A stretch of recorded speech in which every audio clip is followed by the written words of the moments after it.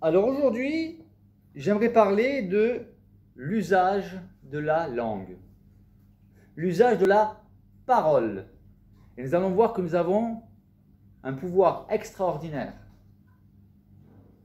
soit pour détruire, soit pour fortifier.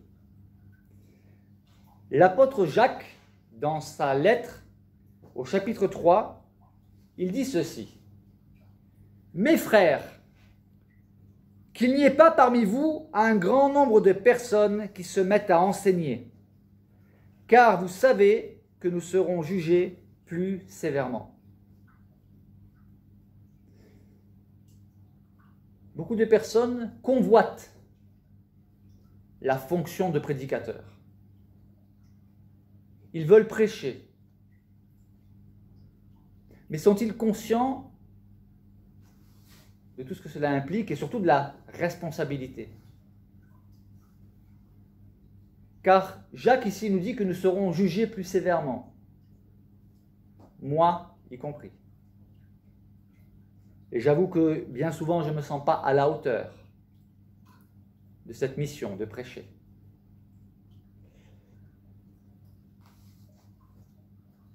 Les motivations doivent être pures lorsqu'on veut enseigner les autres, lorsqu'on veut prêcher. On doit veiller sur notre cœur et surtout sonder notre propre cœur afin de s'assurer qu'il n'y a pas au fond du cœur des motivations personnelles impures pour se mettre en avant. C'est un piège, c'est un des premiers pièges dans lequel les prédicateurs peuvent tomber. Et nous avons besoin souvent de la grâce de Dieu, de l'éclairage du Saint-Esprit de Dieu pour nous révéler si nos motivations sont, oui ou non, pures. En quel cas, il faut se remettre en question. Et nous serons jugés plus sévèrement, car quelle responsabilité que de prêcher l'évangile de Dieu. Et Pierre continue en disant que nous bronchons tous de plusieurs manières. Ça veut dire nous trébuchons, nous pouvons trébucher tous de plusieurs manières. Et si quelqu'un ne trébuche point en parole, c'est un homme parfait, capable de tenir tout son corps en bride. Celui qui est capable de maîtriser sa langue est capable de maîtriser tout son corps, nous dit l'apôtre Jacques. Si nous mettons le mors, vous savez ce qu'on met dans la bouche des chevaux, hein? Si nous mettons le mors dans la bouche des chevaux pour qu'ils nous obéissent, nous dirigeons ainsi leur corps tout entier, nous dit Jacques. Voici, même les navires qui sont si grands et qui sont poussés par des vents impétueux sont dirigés par un très petit gouvernail, selon la volonté du pilote. De même, là il fait l'analogie, de même, la langue est un petit membre. C'est pas grand une langue, hein? C'est un petit membre. Et elle se vante de grandes choses. Voyez comme un petit feu peut embraser une grande forêt. Et avec la langue, nous pouvons répandre le feu de la calomnie, le feu des accusations, le feu de la médisance. Un si petit membre. Et on le voit d'ailleurs dans les débats télévisés. À quel point certains sont capables de s'incendier mutuellement. À coups de parole, on le voit aussi dans le travail, dans les familles, dans le couple. Combien une parole destructrice peut faire des dégâts. Inversement, nous verrons que des paroles d'encouragement peuvent doper quelqu'un. Il dit donc, voyez comme un petit feu peut embraser une grande forêt. Et il dit, la langue est un feu. C'est aussi un feu. C'est le monde de l'injustice. La langue est placée parmi nos membres et elle est capable de souiller tout le corps et d'enflammer le cours de la vie, en étant elle-même enflammée par la géhenne, ou par l'enfer, on pourrait traduire, par les ténèbres, par la méchanceté. Toutes les espèces de bêtes, d'oiseaux, de reptiles et d'animaux marins sont domptées et ont été domptées par l'homme. Mais la langue, aucun homme ne peut la dompter. C'est un mal qu'on ne peut réprimer, elle est pleine d'un venin mortel. Et c'est vrai que cela démange, souvent, de critiquer, de dire du mal sur l'un, sur l'autre. Elle est pleine d'un venin mortel, nous dit Jacques. On a déjà eu des cas de personnes, et c'est encore malheureusement le cas, qui mettent fin à leur jour, qui se suicident à cause de campagnes de calomnie, à cause d'accusations infondées. Même chez les jeunes, le harcèlement, des paroles écrites sur les réseaux sociaux. Et lorsqu'il y a un déchaînement de violence verbale, cela a un impact terrible sur les uns et les autres. Elle est pleine, oui, elle est pleine d'un venin mortel, la langue. Jacques nous dit que avec la même langue, nous bénissons le Seigneur, notre Père. Et avec la même langue, nous maudissons les hommes qui ont été créés à l'image de Dieu. De la même bouche sortent la bénédiction et la malédiction. Avec la même bouche, on est capable de faire des prières, d'adresser des prières à Dieu. Et dans l'instant qui suit, ou même après avoir terminé de nous rencontrer, voici que les critiques recommencent. C'est terrible. Avec la même langue, on va bénir les uns et maudire les autres. Et Jacques dit, il ne faut pas, mes frères, qu'il en soit ainsi. En tant que chrétien, cela ne convient pas. Bon, même en dehors du fait d'être chrétien, tous les humains sont concernés. Et chacun devrait veiller sur sa langue. Mais ici, il s'adresse aussi à des chrétiens. Particulièrement à des chrétiens. Et il dit qu'il ne faut pas qu'il en soit ainsi.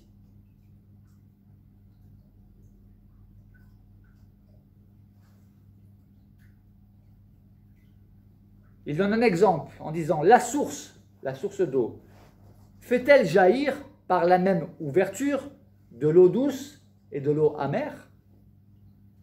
Un figuier, mes frères, peut-il produire des olives? Ou est-ce qu'une vigne peut produire des figues? De l'eau salée ne peut pas non plus produire de l'eau douce.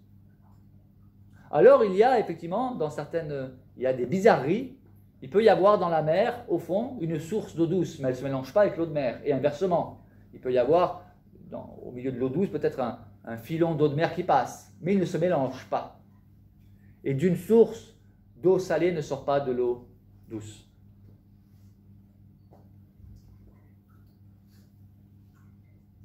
Dans les Proverbes, il est dit « Veille sur ta langue et veille sur ton cœur ». Et souvent, le cœur et la langue sont liés et reliés. Preuve en est que Jésus a dit, d'ailleurs, si vous voulez savoir ce qu'il y a dans le cœur de quelqu'un, écoutez-le parler. Pourquoi? Parce que Jésus a dit, c'est de l'abondance du cœur que la bouche parle. Ce qu'il y a dans le cœur d'un homme ou d'une femme ressort quand on l'écoute. Et quelqu'un qui est toujours dans la critique, dans la médisance, on comprend que son cœur n'est pas très propre. Et nous devons aussi faire ce travail d'introspection. La Bible nous dit, examinez-vous vous-même pour savoir si vous êtes dans la foi. Et voyez-vous, si on passe notre temps à critiquer, à maudire, à juger, à médire, ça veut dire du mal, cela nous révèle l'état de notre cœur. Et les personnes, par exemple, qui sont en dépression, eh bien, il suffit de les écouter parler et vous vous rendez compte qu'elles sont en dépression. C'est une maladie. Mais on se rend compte qu'effectivement, ce qu'a dit Jésus est vrai. La personne ne va pas bien, cela va s'entendre dans ses propos. Elle est découragée, abattue, négative. Mais en dehors de la dépression, il y a des personnes qui sont foncièrement méchantes. Et vous le découvrez par leur discours, par leurs paroles. Alors Jacques nous dit qu'il ne faut pas qu'il en soit ainsi. Mais j'irai plus loin. Non seulement le chrétien ne doit pas passer son temps à critiquer et à médire et à maudire, mais inversement, il doit encourager, bénir. Et chose très difficile, bénir même les ennemis. Même des gens qui vous veulent du mal, qui vous font du mal. Alors il ne s'agit pas de rechercher leur présence, on est d'accord. Mais si vous y êtes confrontés, nous ne devons pas laisser notre cœur se faire gagner par l'amertume, la rancœur, la rancune. Et je suis bien conscient d'une chose, c'est que c'est plus facile à dire qu'à faire lorsqu'on est confronté à ce genre de personnes. Cela ne nous interdit pas quand même de poser des limites. Ce n'est pas parce que nous devons bénir la personne que nous devons nous imposer de rester dans sa présence. Nous pouvons aussi nous protéger et éviter les contacts, prendre nos distances avec ce genre de personnes qui, il faut le dire, ce sont des personnes toxiques qui vont vous polluer la vie. Cependant, nous sommes appelés en tant que chrétiens à bénir ces genres de personnes et à prier pour elles. C'est ce que Jésus a dit, c'est ce que Jésus a fait. Jésus a enseigné de bénir nos ennemis, de prier pour eux, mais Jésus n'était pas un beau parleur, il ne se contentait pas de prêcher. Il mettait en pratique ce qu'il prêchait. Et c'est ce qu'il a fait. Il a béni ses ennemis, il a prié pour eux. Il a dit, Père, pardonne-leur. Il a demandé à son Père de leur pardonner ce qu'ils étaient en train de faire. Et ce qu'ils faisaient était cruel. Ils se moquaient de Jésus, ils l'ont craché dessus, ils l'ont crucifié.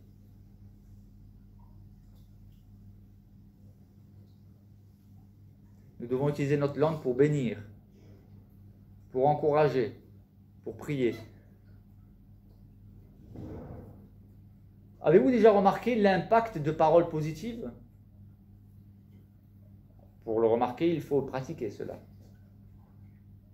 Mais lorsque vous félicitez quelqu'un, ça fait plaisir. Ça nous fait plaisir lorsqu'on nous encourage, lorsqu'on nous complimente. Attention, méfions-nous des flatteurs.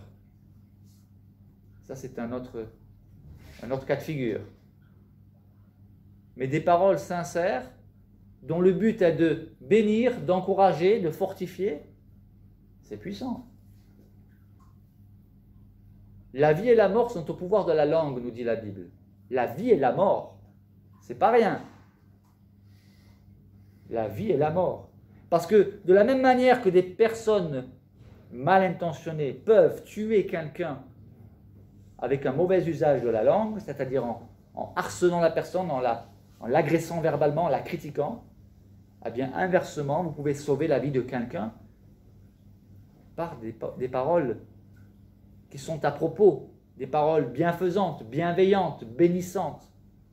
Quelqu'un qui a le moral au plus bas, qui a même des idées très noires, vous pouvez la doper, la bénir et même la guérir, la fortifier, la relever par des paroles bienveillantes. Des paroles qui sont prononcées à propos, des paroles qui sont justes.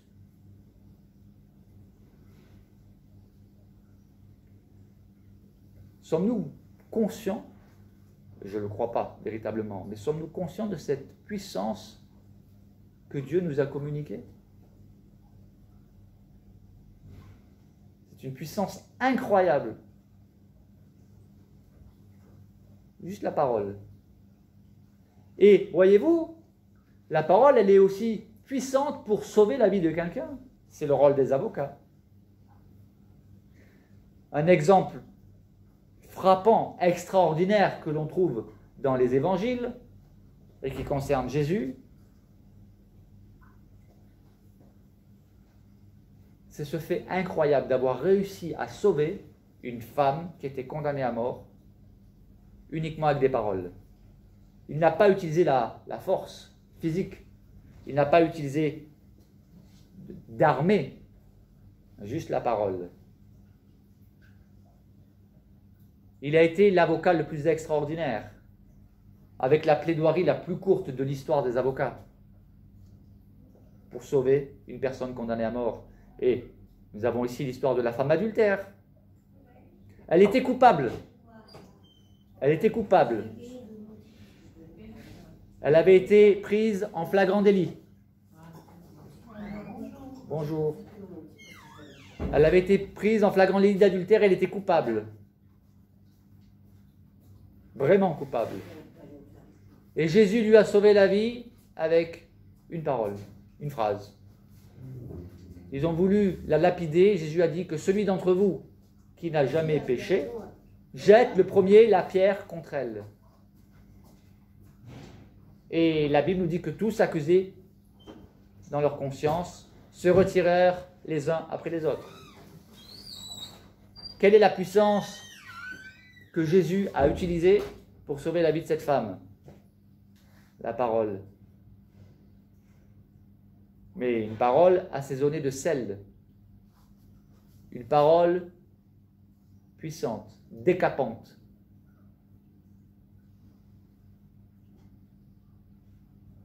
Donc on peut dire que la parole est aussi une arme, offensive et défensive, pour se défendre quand on nous attaque.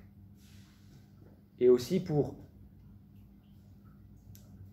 mettre en relief le mal. Donc ça va être une parole offensive. On peut utiliser la langue de manière offensive pour le bien, en dénonçant les injustices. C'est ce qu'a fait Jésus aussi, lorsqu'il a remis les pharisiens à leur place. Je ne vais pas faire plus long, ce n'est pas utile. Si nous pouvons simplement retenir cette vérité, que la langue est puissante, qu'elle peut détruire, mais qu'elle peut aussi guérir. Nous pouvons bénir et nous pouvons maudire. Et en tant que chrétiens, nous savons le choix que nous devons faire. Bénir, guérir, encourager, fortifier, combattre les injustices. Alors gardons cela à l'esprit. Le pouvoir de la langue. Retenez le pouvoir de la langue. Vous l'avez ce pouvoir. Qu'allez-vous en faire? Qu'allons-nous en faire? Je m'inclus. Choisissons ce qui est agréable à Dieu. Choisissons ce qui est conforme à la volonté de Dieu. Choisissons d'utiliser la langue à bon escient. Choisissons d'utiliser la langue, la parole, pour annoncer l'évangile, pour témoigner les bontés de Dieu, pour bénir, encourager, fortifier, guérir. Et voyez-vous, ce qui est inséparable de la langue, ce sont les oreilles. Parce qu'en fonction de ce que nous écoutons, de ce que nous entendons, nous pourrons choisir la parole appropriée. Et d'ailleurs, nous avons 2 oreilles et une seule bouche pour écouter 2 fois plus qu'on ne parle. Amen. Que le Seigneur nous bénisse.